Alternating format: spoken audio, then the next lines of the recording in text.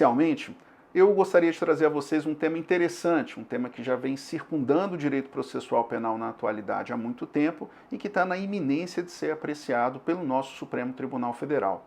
Quero falar sobre o tema do juiz das garantias. O juiz das garantias, como novidade legislativa, surge por meio da Lei 13.964 de 2019, o chamado pacote anticrime. Para vocês que se recordam, não sei se vocês se lembram, essa lei surge no primeiro ano do governo e da legislatura anterior, quando então o Poder Executivo Federal apresentou uma série de proposições legislativas que foram recebidas no Congresso Nacional com essa nomenclatura, um pacote anticrime. Essa expressão, importante dizer, ela é objeto de uma série de críticas e, ao meu ver, críticas justas, porque de fato não parece adequado que uma proposição legislativa receba essa alcunha. Mas, de qualquer sorte, o ponto que se apresenta é, ao longo do ano de 2019, essa proposição inicialmente recebeu uma série de outros temas e, ao final, ensejou a lei publicada em dezembro de 2019, a Lei 13.964, que entra em vigor no ano de 2020, no mês de janeiro. Temas como juiz das garantias, o acordo de não persecução penal, regime específico da temática da colaboração premiada, modificação da lei de interceptações telefônicas e muitos outros são temas trazidos por essa lei 13.964. E eu não preciso ir muito longe para poder dizer que ela instaura uma série de controvérsias jurídicas no nosso ordenamento. Hoje, especificamente, quero tratar com vocês do juiz das garantias. Do que se trata, qual é a sua razão de existência, como esse debate se processa no direito brasileiro e em que quadra nós estamos para enfrentá-lo atualmente. Me parece que o primeiro momento de menção do juiz das garantias no direito brasileiro surge com mais veemência, digamos assim, no ano de 2009, quando então o Senado teve a oportunidade de ter a apresentação do que seria um anteprojeto de Código de Processo Penal. Era uma comissão de juristas presidida pelo já saudoso, falecido ministro Hamilton Carvalho, que era ministro do Superior Tribunal de Justiça, e que contou ali com uma comissão de notáveis que apresentou esse esforço, ou esse anteprojeto de um Código de Processo Penal. O motivo da previsão desse instituto nada mais era do que uma melhor qualidade na produção da atividade cognitiva do juiz.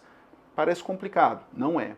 Se o juiz acompanha toda a investigação preliminar, sendo chamado a decidir medidas invasivas, diligências que eventualmente flexibilizem direitos e garantias fundamentais, esse juiz pode vir a construir uma pré-concepção ou um pré-conceito em relação à vindoura imputação que seja deduzida em juízo, de maneira mais clara, será que o juiz que acompanha a investigação preliminar, ele tem a sua pré-compreensão prejudicada ou influenciada quando da instrução probatória e juízo e, enfim, da prolação de uma sentença que resolva a culpa sobre a imputação?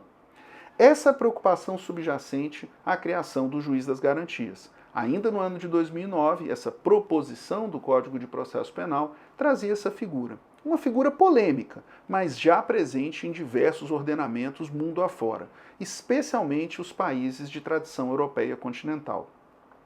Aqui já faço uma primeira crítica ao Instituto. O juiz das garantias nunca foi um tema, digamos assim, aprofundado no direito brasileiro, ao menos até o ano de 2009. E por quê? Porque, em rigor, essa temática surge no âmbito europeu em contrariedade ou em um antagonismo em relação à figura do chamado juizado de instrução. O que é o juizado de instrução? Nos países que adotaram essa figura, que é uma figura vetusta, anacrônica, a investigação preliminar ela era presidida e conduzida por um juiz togado. Esse juiz togado, condutor dessa investigação, e essa era uma realidade presente, por exemplo, na Espanha, ele então deduzia essa investigação preliminar que, ainda que ao fim e ao cabo resultasse numa acusação produzida pelo Ministério Público, trazia nos seus elementos subjacentes uma investigação conduzida, vejam só, por um juiz togado. É contra essa preocupação de melhor conformação de um modelo acusatório que a Corte Europeia dos Direitos Humanos afirma que o juizado de instrução deveria dar lugar a isso que seria a figura juiz das garantias. Ou seja, o juiz das garantias nada mais é do que a conformação do julgador togado que na fase de investigação preliminar, um inquérito policial, por exemplo, ocupasse uma função em que ele seria chamado a dizer sobre providências e diligências que tocassem direitos e garantias fundamentais do investigado. Daí a expressão, né? Um juiz de garantias. Ele seria chamado naquelas situações que, eventualmente, diligências probatórias ou restrições cautelares pessoais, como a prisão temporária, como a prisão preventiva no curso de uma investigação, tocassem direitos e garantias fundamentais do investigado. A função do juiz togado é justamente essa numa investigação preliminar: figurar como uma instância de salvaguarda dos direitos e garantias fundamentais do investigado. Daí a expressão, juiz das garantias. Essa preocupação, que pavimentou em grande medida o debate no espaço europeu, alcança o Brasil. Mas aqui trago uma crítica que eu gostaria de convidá-los à reflexão. Se o juiz das garantias é uma figura que se dirigia a um problema nominado juizado de instrução, faz sentido trazer essa figura ao direito brasileiro, onde nós jamais tivemos uma figura de juizado de instrução? Será que estamos importando ou traduzindo um instituto jurídico referente a um contexto diverso do brasileiro? Bom, essa crítica que eu construo com vocês não significa dizer que a opção do juiz das garantias seja uma opção errada ou equivocada. Ao contrário, parece nobre a preocupação de que nós resguardemos a atividade cognitiva do juiz da causa, o juiz do processo, o juiz perante o qual serão produzidas as provas atinentes àquela imputação deduzida contra um acusado, de maneira que ele melhor construa a sua atividade cognitiva na prolação de uma sentença. Agora, de outra parte, me parece que o ponto fundamental do juiz das garantias consiste na compreensão de que o juiz, na fase de investigação preliminar, não detém uma iniciativa investigatória, ou seja, ele não dispõe da possibilidade de determinar diligências investigatórias de ofício.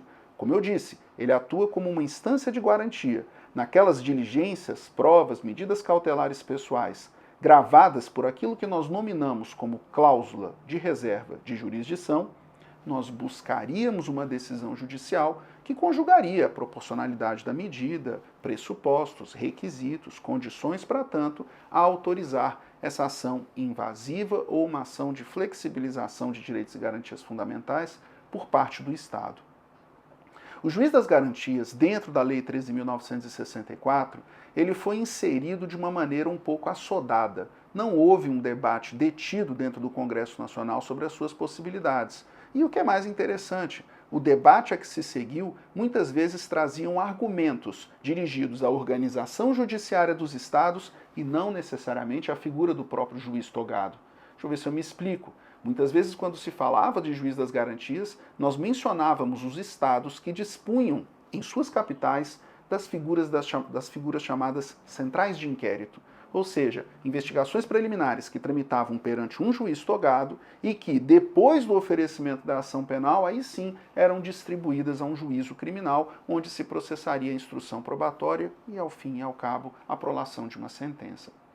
Isso não se refere propriamente à figura tal como positivada do juiz das garantias. Nós estamos falando de uma organização judiciária Estado a Estado.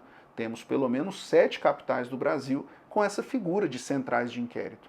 Da maneira como positivada na Lei 13.964, o juiz das garantias consiste numa figura de impedimento objetivo pessoal do juiz.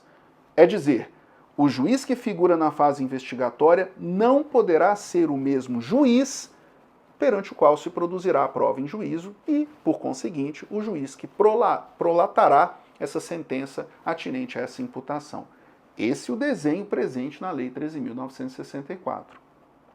O tema é para lá de polêmico.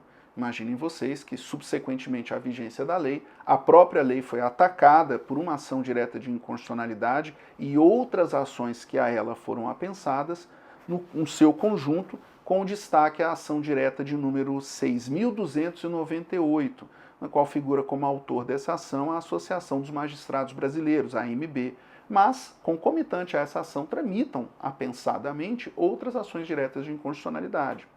houve a concessão de uma medida cautelar suspendendo a eficácia de alguns desses dispositivos, inicialmente pelo ministro Dias Toffoli, seguidamente pelo ministro Luiz Fux, que deu mais abrangência a essa medida cautelar e suspendeu os artigos atinentes ao juiz das garantias.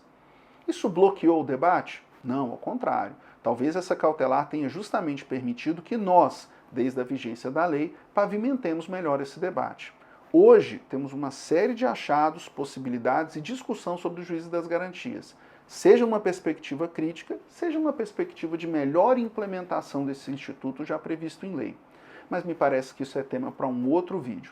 Nesse primeiro momento, então, sintetizemos a compreensão de que se trata de um instituto trazido em contraste ao juizado de instrução, da maneira como positivado na lei brasileira, formaliza uma figura de impedimento objetivo do juiz que figura na fase investigatória para o juiz que atuará na fase do processo, e isso não implicará necessariamente alteração de competência do juízo, mas sim a mudança do juiz responsável pelo processo. Como isso vai ser implementado? Eu convido você a ver isso nos próximos vídeos. Ficamos por aqui. Eu espero que esse conteúdo seja útil e que você possa nos acompanhar nos conteúdos vindouros. Até lá, um grande abraço.